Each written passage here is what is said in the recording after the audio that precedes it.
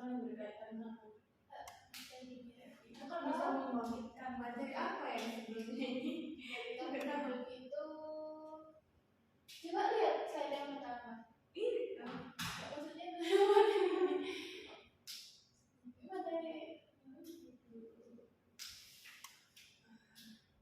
kamu nonton dulu gitu materi.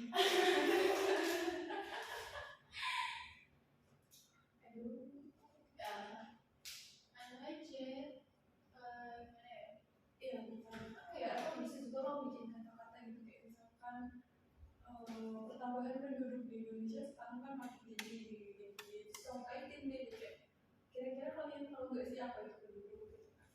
Kalau itu bisa aja kayak bilang jadi semua orang tuh dulu semua teman itu kelas jadi kalau belajar itu cuma di sini aja di luar juga tapi bisa di masyarakat masyarakat sebagai tempat belajar salah satunya adalah penduduk banyak ini udah banget dari guru tapi coba gitu ngeblank sumpah ya aku nggak punya apa mas nggak ada hati sebelumnya tuh apalagi kalau ada kalau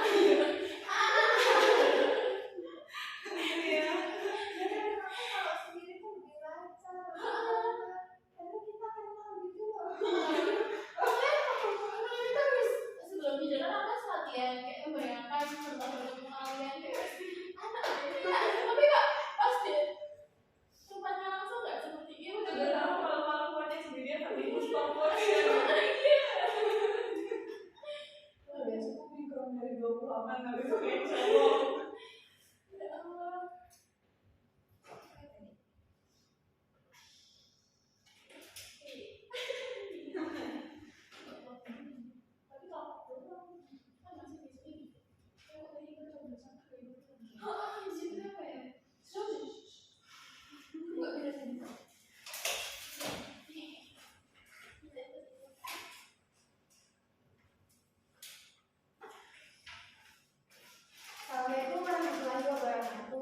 Waalaikumsalam warahmatullahi wabarakatuh.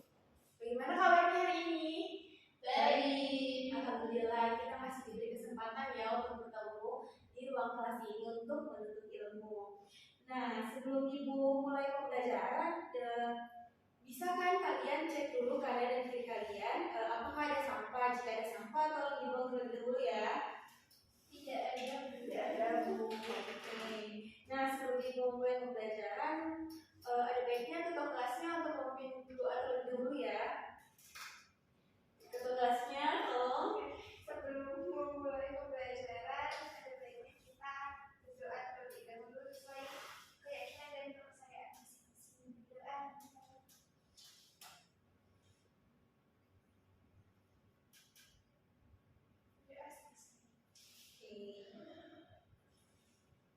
Selanjutnya Ibu akan mengecek kehadirannya. Apakah ada dari teman kalian yang tidak hadir? Tidak ada. Oke, baik. Sebelum itu Ibu ingin menyampaikan pesan nih. Belajar itu emang membosankan ya, tapi demi menggapai impian itu ya kita harus semangat untuk mencari ilmu itu. Nah, selanjutnya Ibu akan menyampaikan tujuan pembelajaran hari ini. Nah, Ibu harap kalian itu mampu untuk memahami pengertian dari dinamika penduduk dan juga kalian mampu mengetahui faktor-faktor yang mendukung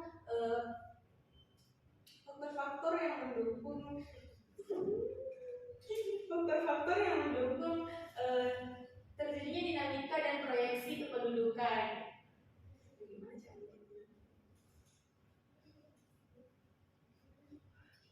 Sebelum Ibu jelaskan, apakah dari kalian ada yang tahu apa itu dinamika penduduk?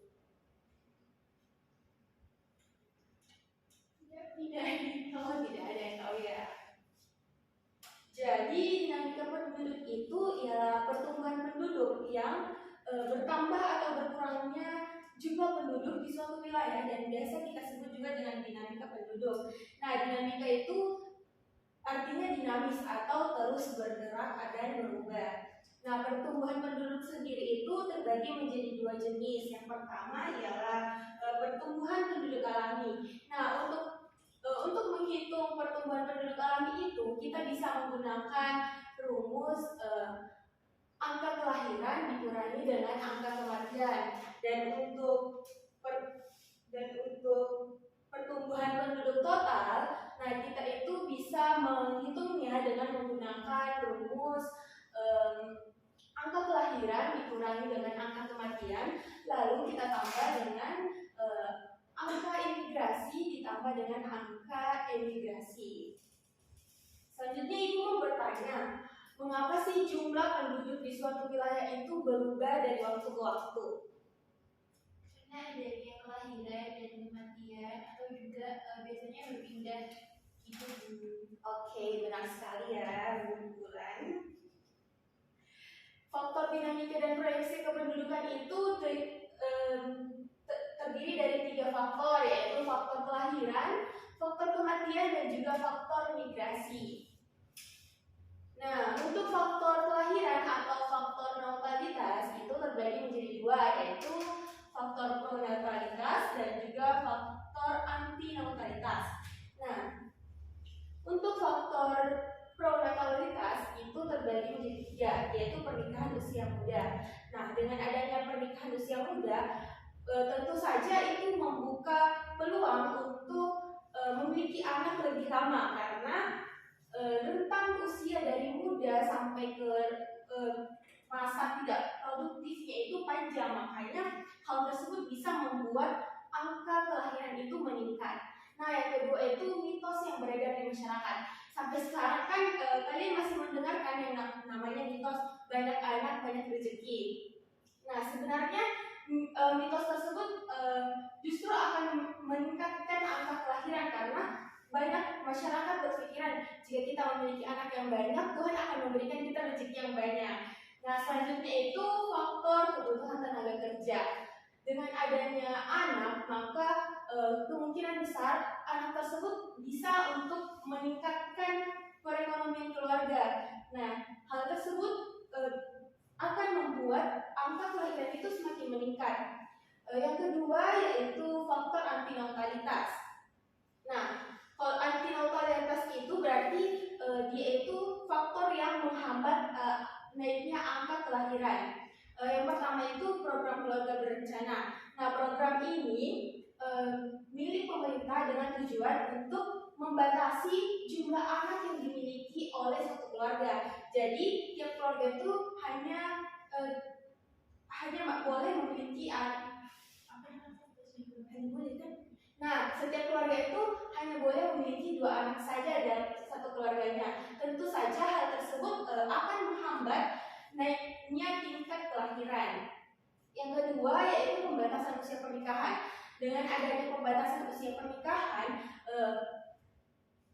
tentu bisa menghambat tingkat kelahiran, karena rentang antara masa produktif atau waktu yang diperlukan untuk merencanakan kehamilan itu tentu saja terbatas, karena ada batasan usia untuk menikah. Faktor yang ketiga yaitu asumsi anak adalah beban keluarga. Pasti kalian sering dengarkan kita anak-anak itu beban keluarga. Nah, dengan memiliki asumsi seperti ini, tentu anak itu tentu orang tua akan merasa memiliki beban dan tanggungan untuk pendidikan di masa depannya. Orang tua bahkan berpikir untuk punya anak itu ribet karena harus memikirkan biaya pendidikan, biaya hidup, dan lain sebagainya. Selanjutnya yaitu faktor moralitas atau faktor kematian. Nah, faktor moralitas ini terbagi menjadi 2, yaitu faktor promoralitas atau faktor yang mendukung angka kematian. Yang pertama itu sarana kesehatan yang kurang. Tentu saja dengan kurangnya sarana dan prasarana kesehatan, hal tersebut tentu saja akan meningkatkan kematian, karena terbatasnya fasilitas-fasilitas yang ada di rumah sakit di setiap daerah. Yang kedua itu rendahnya kesadaran akan pentingnya kesehatan. Sampai saat ini masih banyak orang-orang yang merasa bahwa sehat itu tidak penting, bahkan dia masih saja untuk tidak memperhatikan kesehatannya dengan tidak memakan makanan yang sehat dan juga makanan yang bergizi serta lingkungannya yang kotor. Tentu hal tersebut akan meningkatkan angka kematian. Selanjutnya ialah bencana alam. Nah, dengan terjadinya bencana alam ini tentu akan mengakibatkan meningkatnya angka kematian, karena dengan bencana alam pasti tentu saja akan ada korban yang tentu saja akan memakan korban jika terjadi bencana alam. Nah, selanjutnya yaitu faktor anti moralitas. Faktor ini justru menghambat angka kematian penduduk. Yang pertama itu fasilitas kesehatan yang memadai. Dengan lengkapnya fasilitas kesehatan yang didukung dengan teknologi modern akan memudahkan proses penyembuhan penduduk yang sakit dan membantu pemeriksaan kesehatan agar lebih cepat. Nah, faktor yang kedua itu lingkungan yang bersih dan teratur. Hal ini akan membuat lingkungan sehat karena jauh dari penyakit seperti nyamuk, penyebab demam berdarah dan virus. Faktor yang terakhir itu tingginya tingkat kesadaran akan kesehatan. Nah, semakin banyak penduduk yang sadar akan pentingnya kesehatan itu, maka akan membuat kehidupannya lebih teratur seperti rajin berolahraga dan memakan makanan yang bergizi.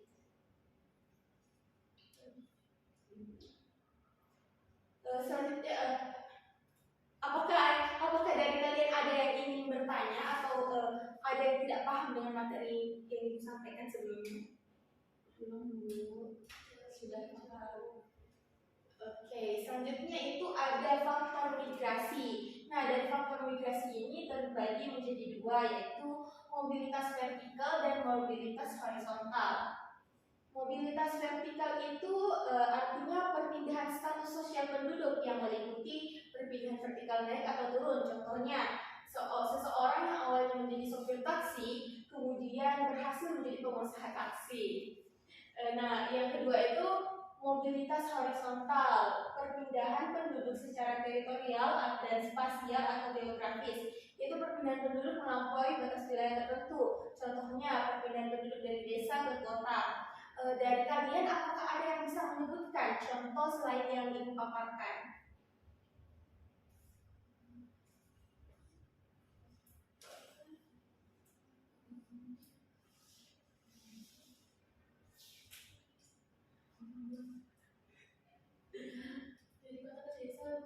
Dari kota ke desa, ya benar.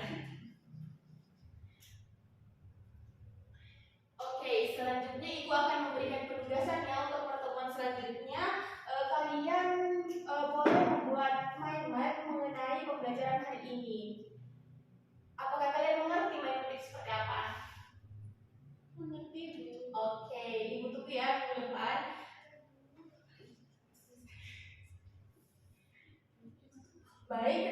Baik, selesai sudah pemaparan ibu hari ini.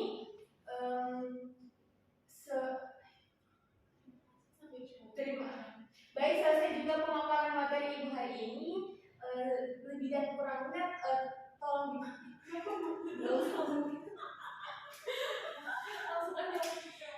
Baik, selesai sudah pemaparan materi ibu hari ini. Terima kasih, sampai jumpa minggu depan ya. Apa yang